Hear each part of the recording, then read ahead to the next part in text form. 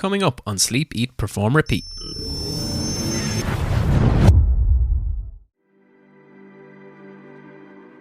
Are your values misaligned? That's one indicator. Are you physically exhausted by the thing? Do you lack control over what you do, how you do it, when you do it? Basically, is it tedious and repetitive and boring? That can be another indicator. Is the salary not enough? Are you not valued enough? That can be an indicator. But then the last piece is really interesting, and this is the piece people often don't want to look at or face or deal with or acknowledge, the me piece. If you don't like your job and you're showing up tired and exhausted and annoyed and frustrated, but you're going home and binging Netflix for 2 hours and getting shit sleep and eating junk, that ain't on your job. That's on you. Hi, I'm Dr. Nick Holton. I am a researcher in the field of human flourishing. You can find out more about me at Dr. Nick Holton or at my website, eudaimonics.org, and check out our work in athletics through the antifragileathlete.com. This is my episode of Sleep, Eat, Perform, Repeat. Welcome to Sleep, Eat, Perform, Repeat with your hosts, David Clancy and Kieran Dunn. This is a podcast about high performance. What we are striving to achieve is to figure out what makes high-performing individuals tick, why they do what they do, and why they are successful. Enjoy a journey of stories, lessons, and learnings.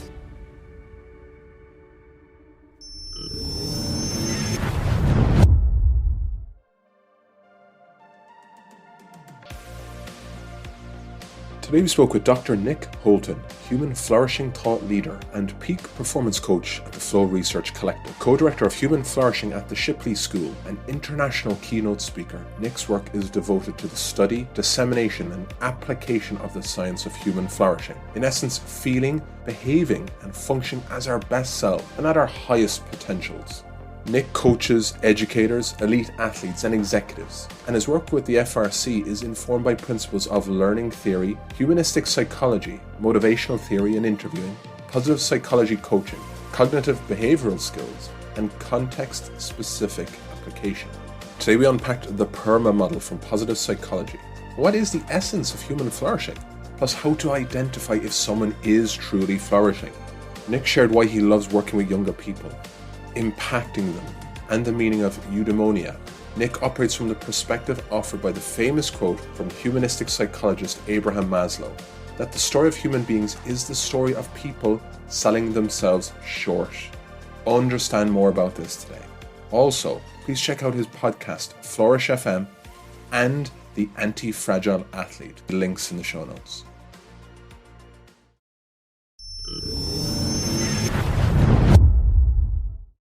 Dr. Nick Holton, thanks very much for joining us on the show. We appreciate it. How are you doing, sir?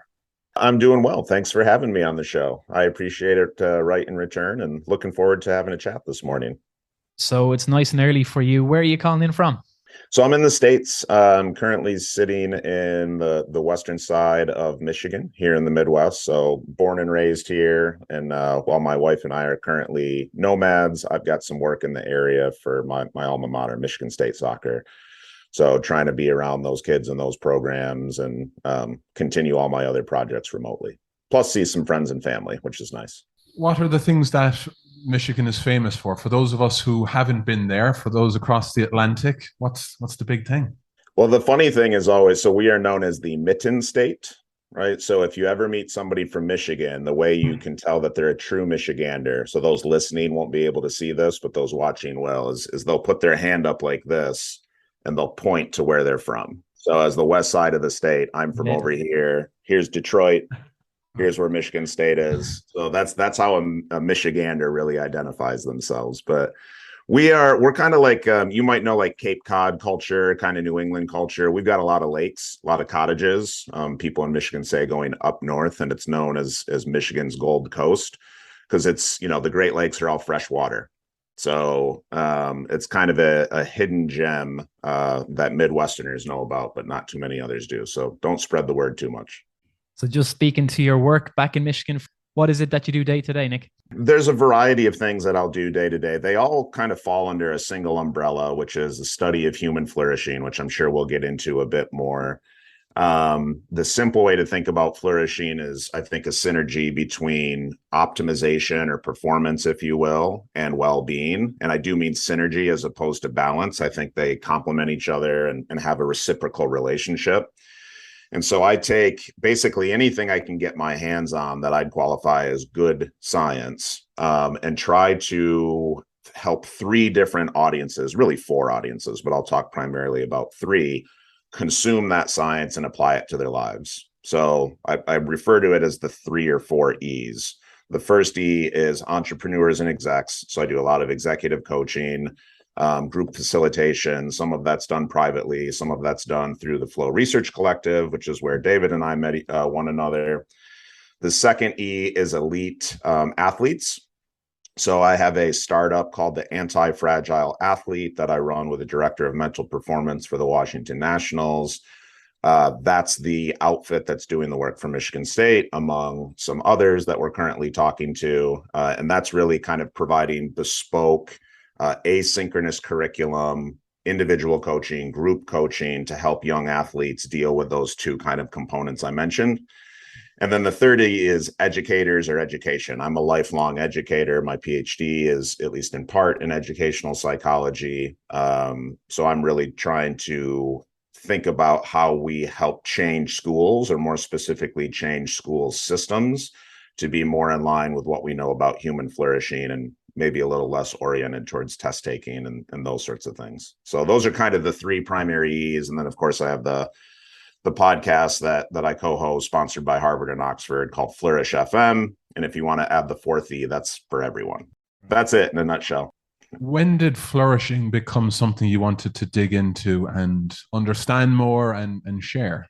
I think it depends on, how I really think about that question and think about flourishing, because when it comes back to, if I were to go back to like the first time I just noticed what it felt like to help somebody improve something, whatever that thing is, I can go all the way back to about 12 years old. So, I was a pretty good footballer for you guys, soccer player here. Could have played at the college level. When I was in middle school, I think it was, I had some natural talent. It was already pretty clear that this would be a decent sport for me, right, to follow and pursue. It was probably less clear for my youngest of my two little sisters, which is more kind of the performing arts phase, I think. And so anyway, I took her out in the driveway one day, showed her a couple things. She went out and had a game. She was in second grade, a little pipsqueak, went right up against this bruiser of a boy, twice her size, and just wrecked him, just crushed him, scored a couple goals, had a great game. And I distinctly remember naively and arrogantly looking at that situation and correlating it with our session that morning, and then feeling like, oh, I did that, right? I helped that person essentially be happier, right? For whatever, that might mean. I think years later, when I was in high school, I job shadowed an uncle who's an athletic director. I don't know how much of your audience is European, American, whatever, but an athletic director here in the States, just in a school system, oversees all the sports teams, logistics, fields, those sorts of things. And so I got to watch him be on the other side of these really positive, like teacher-student relationships, mentor-athlete relationships, coach-athlete relationships. And I kind of looked at that and thought, well, he gets to have that feeling I had with my sister in the driveway every day. I want to do that, right?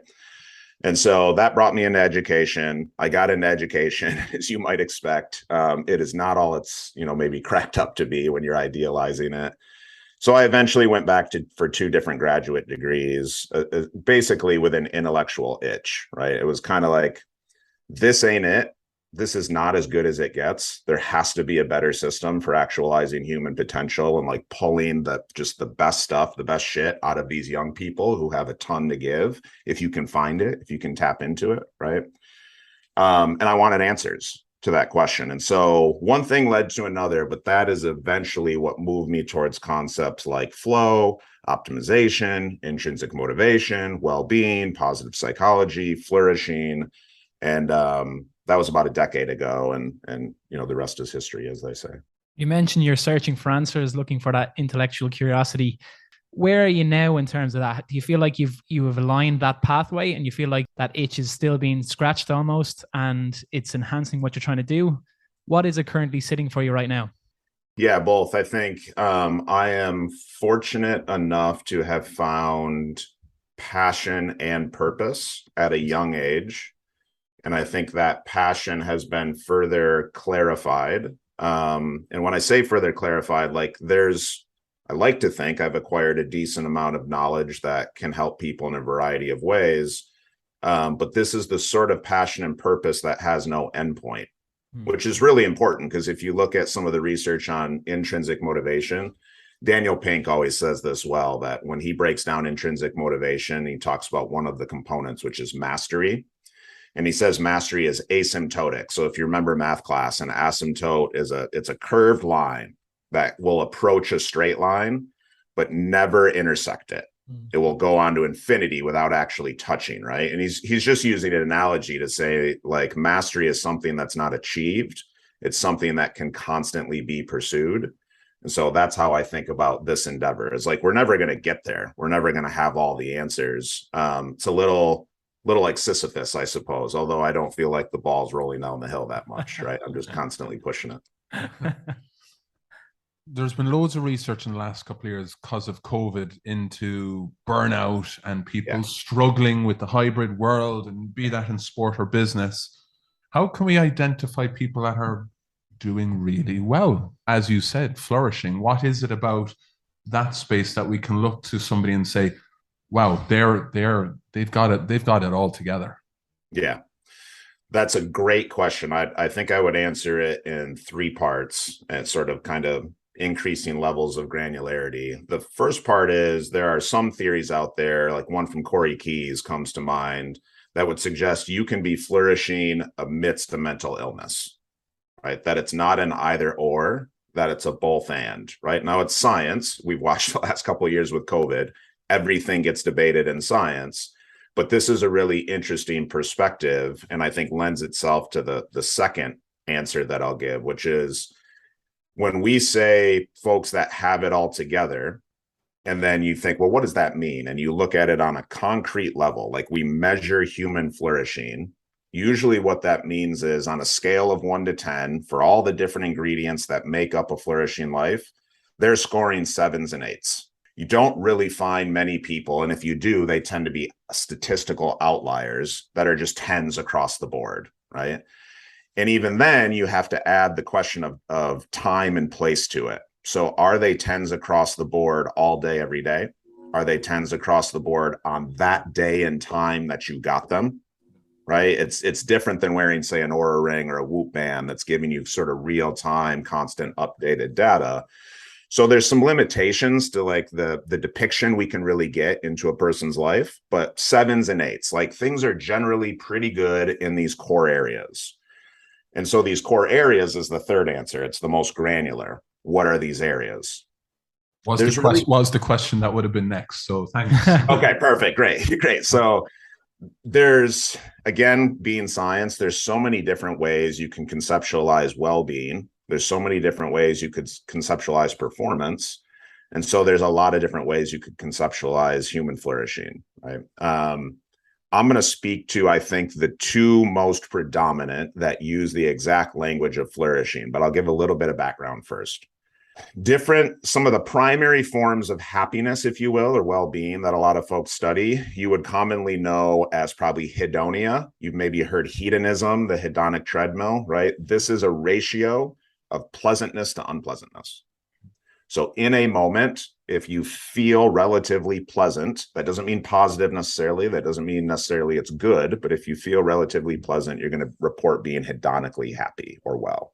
The second one is what I wrote my dissertation on, which is eudaimonia or eudaimonia, depending on how you want to pronounce it. That's more of a meaning-based happiness, like cultivate what's good in me, figure out how to contribute it to we, right? Me plus we. So it's a purpose and meaning and virtue cultivation piece.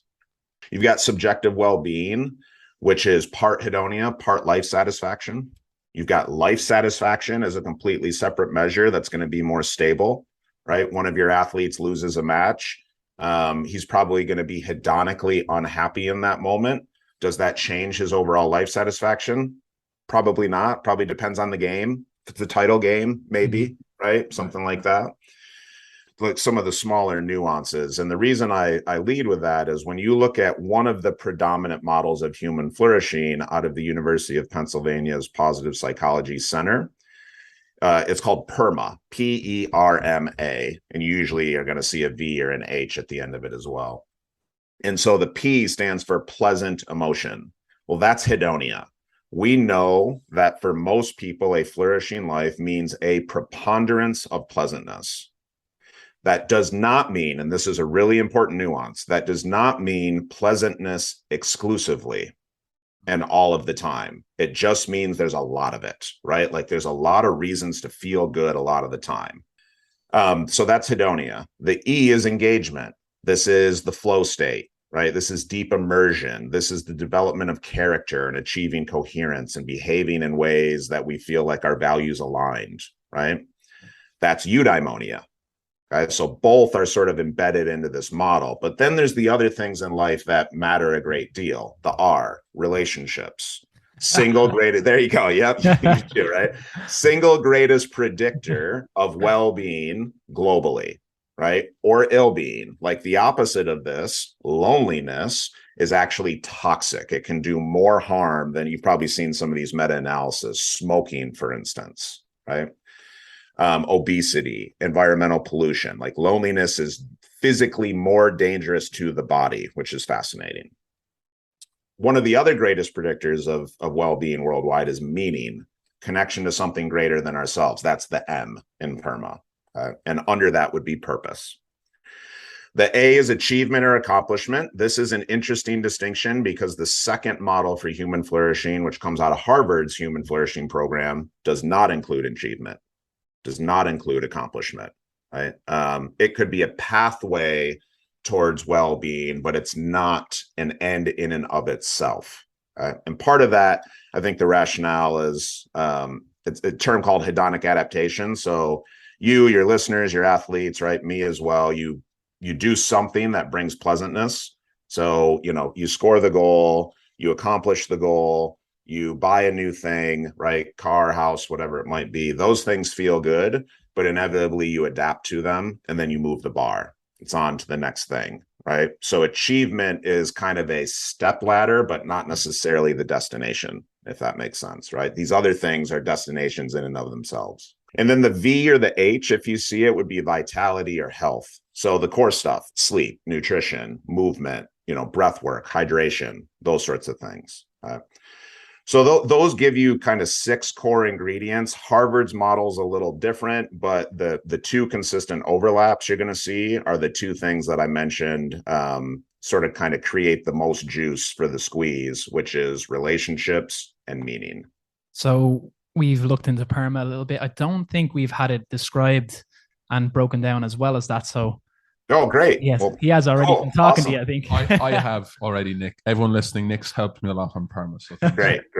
Well, I should mention, I mean, the UPenn has a great shop, and I started working with them years ago when I was in Los Angeles for a different school, and they do some excellent work. So anything I'm sharing is really, kind of a result of their excellent research. And anyone interested in checking them out more should go to their center. I think it's upennpospsych.com or something like that. Great stuff there. Yeah, check out Dr. Seligman's work as well, books, Flourish, and other pieces. Looking into PERMA for yourself, how do you chase positive relationships, engagement, and these other things in your day-to-day? Yeah, it's a great question. When I'm working with clients or groups, we can do this in steps incrementally, right? So the first piece is, if these are the ingredients, if there's 6 to 8 different ingredients, depending on which model you're using, right? So those ingredients are going to be character, virtue, meaning and purpose, relationships, emotional agility. So not only having the pleasantness, but having the skills to navigate unpleasantness and grow from unpleasantness, right? These are also good signs of psychological health, right? You can find interesting studies that will show associations between high levels of comfort and ill-being, as if people who get too comfortable can't handle adversity when it does inevitably strike, right? So having that emotional agility. But whatever these ingredients are, okay, so there's these 8 ingredients. What's your recipe? Like that's got to determine everything else, right? For some people, that's going to be high on engagement and achievement and meaning. They might be more introverted. And while they need relationships, they don't need to be out and about socializing all the time, right? For some people, it's going to be a lot of meaning and spirituality. Maybe it's going to be oriented in physical health and vitality. They're not so worried about the pleasant emotion, right? They're the David Goggins of the world. Like, let's just go, right? Sort of guys. Okay. Either way, what's the recipe? So once you've got the recipe, then you can start to say, okay, in order to live this recipe and actualize this recipe, cook it, if you will, I've got to distribute. First, I got to figure out how much of each ingredient I want. And then I've got to distribute my most precious resources to make that happen. And my most precious resources are my time, my attention, my energy, my emotion, my cognition, right? And so then it becomes, all right, well, how do I want to distribute those things? And at that point, I encourage people to start playing Tetris, I say. You've got these different blocks, these different pieces that help you play the game. Your morning routines, your deep work blocks, your exercises, your gratitude practice, the type of meals you eat, nutrition, hydration, your socialization time, financial success and material stability, all those sorts of things. What way do you want to play the game to bring all those things together and actualize that recipe? And that doesn't necessarily mean living the same way day after day after day, right? For some people that I've worked with, it's grinding for 5 weeks straight and then taking a full week off, right? For a lot of us, it's the traditional work week, but then the weekends are off. Sometimes it might be work months, and then you switch things up a little. I mentioned I'm in Michigan, right? Part of that is I've lived away from Michigan for 15 years. And so this is an opportunity at a point in my life where I can work remotely to spend time with grandparents, to spend time with parents, to spend time with nieces, high school and college friends, be around the kids that I'm working with, right? Those sorts of things. I'm getting a lot of that juice right now, because I'm probably not going to get a ton of it for a 6-month period after, right? So being creative with the way you use time and you distribute your most precious stuff, right? It might be robotically, repetitively, day after day, but it might be something very unique to the individual. You mentioned it there, and you mentioned obviously the anti-fragile piece earlier. What is it about education and kids or younger people that is a space that you've been in for so long? What is it in terms of the meaning, the impact? They usually need help. I mean, most of us need help, but young people especially, right? And there's so much potential there, where you get maybe a little bit more discipline and motivation and thought from adults. You get a lot more enthusiasm and optimism and idealism from young people, right? And for me, it's not really just about like sports or education. It's about like, well, what would the world look like if we were producing hundreds of thousands of young people every year, I should say, that not only feel better, but perform better. And as a consequence of both of those things, are typically better human beings as well, right? Like take care of others and look out for others because they're secure and they have self-esteem and they don't have to want for a whole lot, and they know how to strive and endure unpleasantness. And even something as simple as like having a political conversation, even though it's uncomfortable, right? And being able to navigate things like that. And so the sports piece, in many ways, Adam and I talk about this a lot, it's a Trojan horse. What we do is teach skills that can help you in almost any walk of life. But we're trying to get it to young people through sports because it's something they love. And it's a vessel through which they want more information that will help them do that thing they love better, right? So we're hoping that that's a better fit. And so far, that's certainly what we're finding as well. I'm just thinking to even my experience. So a few years ago, a good while now, I worked a job that I didn't feel connected to. I was probably on public transport, sitting, going home, thinking, this is quite dull, not looking forward to tomorrow already. I've just finished and I'm trying to chase a little bit of happiness in my evening, a little bit of enjoyment. What do you say to people in terms of doing a self audit to try and understand, okay, why am I feeling like this? Is it the meaning of the job? Is it just the situation that I'm in? Have I not prepared myself with my behaviors around that job? That's the real issue. What's your first point of call for maybe the athletes or people you work with in terms of doing a self audit? That's a great question. It's hard to narrow that down to like what would be the first, because those relationships, I think, often are not linear. They're more kind of a web of connection. So as soon as you brought that up, my head went to something like, you mentioned burnout earlier. Are your values misaligned? That's one indicator, right? Are you physically exhausted by the thing? That's another indicator. Do you lack control over what you do, how you do it, when you do it? Basically, is it tedious and repetitive and boring? That can be another indicator. Is the salary not enough? Are you not valued enough? That can be an indicator. I think the tricky part about any question of, let's say, well-being, or maybe the opposite, which would be burnout, right, in a work context, is it's important to understand that with whatever you're thinking about doing, boosting well-being, reducing burnout, you really, in my opinion, have to apply three lenses to it. And this speaks to how somebody might respond. I call these lenses me, we, and thee. So the we piece is, what's your organization or club or job or franchise or community, right? What policies are in place? What culture and climate is there that impacts well-being and or burnout? That's a we issue. That's a global issue, right? Global in that it applies to the entire group, right? On a systems level. The piece is how you interact, right? Interpersonal relationships with one or more individuals around you, right? So how do I engage with right? And this is interesting stuff because it was the 2018 United Nations Wellbeing Report put out a chapter on jobs. Interpersonal relationships was the strongest predictor of workplace satisfaction globally on average, right? So liking the people we work with and for, this is a big deal as well. And by the way, one of the indicators of burnout I didn't mention was a lack of community, like social isolation, which is interesting in a COVID and hybrid world. But then the last piece is really interesting. And this is the piece people often don't want to look at or face or deal with or acknowledge, the me piece. If you don't like your job and you're showing up tired and exhausted and annoyed and frustrated, but you're going home and binging Netflix for 2 hours and getting shit sleep and eating junk, that ain't on your job. That's on you. That's a me problem, right? Like, we cannot abdicate any responsibility whatsoever. So this is why I think all three lenses matter, right? There's how you interact with people, there's how the system impacts you and vice versa, but you do have some efficacy and locus of control in this scenario as well. And so an example of that and where that tension is, if you want to change something because you're unsatisfied with how it's playing out, the question I would ask is, do you need to change yourself first, or the situation, or your relationship to the situation?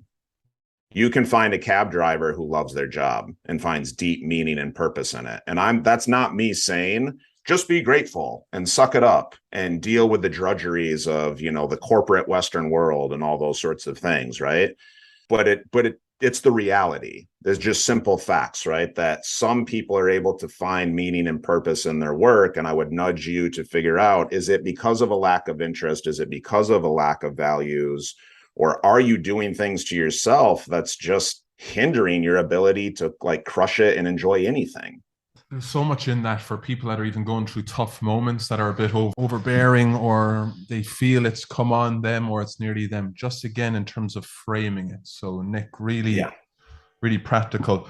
There's a quote that usually we do a summary piece at the start. We're going to mention it there, but Abraham Maslow, a lot of people have heard of him in the hierarchy of needs, and a quote that we can see kind of referenced in a lot of your work: the story of human beings is the story of people selling themselves short. We both wrote it on as the prep piece. We're like, we really, really resonate. We really love that. What is it about that? And could you unpack as to what that means for you? Yeah, when I think of the quote and I try to consider the context of Maslow and who he was and the work he did, right? And some of your listeners might know Dr. Scott Barry Kaufman, who's big in this world, and has become a friend of mine. He's got a great book, Transcend. that basically revisits Maslow's needs, and then layers on 50 years of psychological and neuroscientific research on top of that, and kind of puts out what he calls this sailboat metaphor, right? But point being is, Scott and I have talked about this a lot. When I think of selling ourselves short, I don't necessarily think of achievement and quote unquote potential as in like, what can you go out and do, but who can you be? And that might be transcending the self a bit and finding ways to positively impact the world, right? And community, and have giving behaviors, and coexist a little better, maybe, right? And that's not at the exclusion of core needs. That's not at the exclusion of self-interest. But to me, it means like become sort of everything that we often think of as good in a human being, right? That like, if you were to go around to most cultures, most philosophies, most religious orientations, and I've studied a lot of these different things, most people would be like, yeah, I'd like a human being to have some of that and do some of that, right? That's how I think of it. And so whether, it's like Scott, which would call that, transcendence, or Maslow would call it self-actualization, or I might call it flourishing, it's, feel good, be good, do good. We want to order that cap. I'm gonna trademark it right now. Absolutely. We can split that the gear into the sales. online shop. Yeah, like it. Yeah. So just jumping into flow a little bit, you mentioned it earlier, and you're obviously working with Flow Research Collective. How important is it that we seek flow on a day-to-day basis for individuals who got into the zone at some stage in their life, aren't sure really what it was or how important it can be in their day-to-day? Depends on your recipe, I think. So like, let's say that everyone's the same and hold human beings constant, which is not the case, right? We're extraordinarily diverse, which is why I mentioned the recipe. But let's just say that most people's recipes are pretty similar. Flow is highly associated with well-being, right? In order to get a lot of it, you typically need good intrinsic motivation, have a good sense of purpose, a certain level of esteem, because you have to develop certain competencies to engage in that thing. So it brings a lot of good stuff, right? And at the same time, that doesn't mean everybody's recipe is dependent upon having those experiences. So you mentioned Dr. Martin Seligman earlier. So I've gotten a chance to know Marty a little bit, but I'll reference his 2005 TED Talk, where he sort of introduced this idea of positive psychology. It was a really young field at the time, still relatively young field. And when he was talking about the engaged life, which is eudaimonic, right, which is a life about sort of deep engagement and growth, not necessarily hedonism, right? You could get pleasant emotion from this engaged life, but those aren't necessarily, this isn't, always drinks at the pub with the boys and, debauchery and like, kind of guilty pleasures and those sorts of things. He has a good friend, or had a good friend, Len, who was a champion bridge player, I believe a football player. He was a stock market trader. And he scored really, really low on what's known as an affectivity scale, which basically means like he struggles to experience a whole lot of intense emotion, I think on either end of the spectrum, right?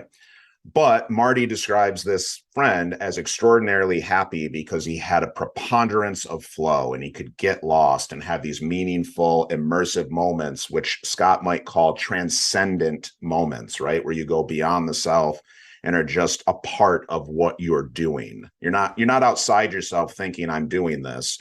You exist as one with the experience and it just flows from you, which is more or less how it got its name, right?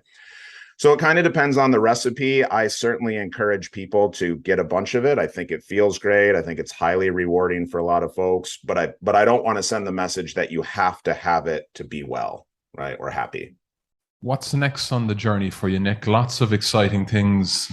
Obviously, you're interested in still answering some questions. What's next on the horizon for you? Yeah, I think you asked earlier about, how people think about and divide up their resources or time. And so for me, the vast majority of it work-wise is spent doing, but I do try to reserve time throughout the week for learning as well, to try to stay on the front edge of some of these things. So I think you'd appreciate this, David, being a physio, but just trying to understand more of the body-mind piece and some of the synergy there. That's a weak point for me, right? I think looking beyond the me and focusing more on we, groups, teams, group flow, those sorts of things. There's a lot of potential there.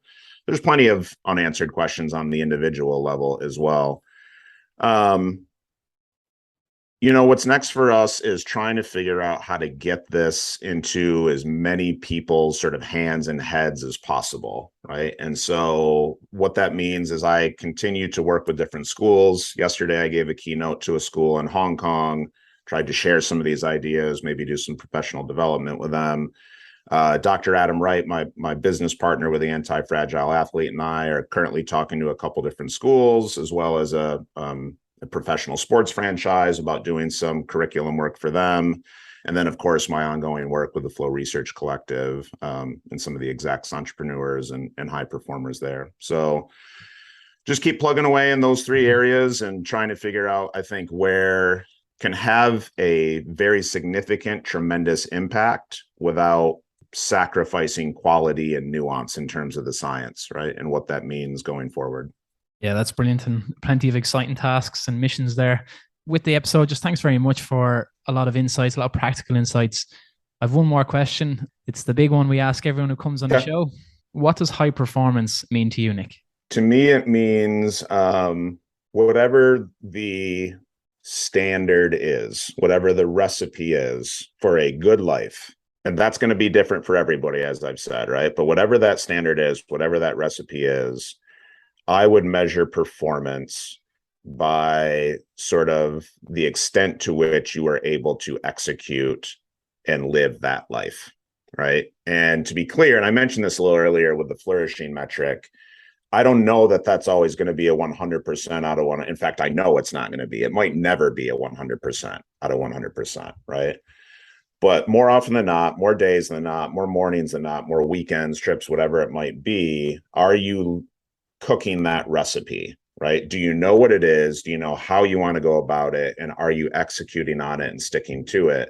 And when you don't, have a little bit of self-compassion, but when you feel that unpleasant emotion, more often than not, that's for a reason, right? There's a lack of coherence between the type of life you want to live and the life you're actually living, right? Like we've all been there. We get on our phone and all of a sudden you end up on social media, you scroll it for 45 minutes, you pick your head up and say, shit, I just wasted my time. Now I feel like an awful human being, and it spirals from there. Don't beat yourself up over it, but that unpleasant emotion is typically a signal saying like, get your shit together. You want to be doing this differently. So let's do something about it, right?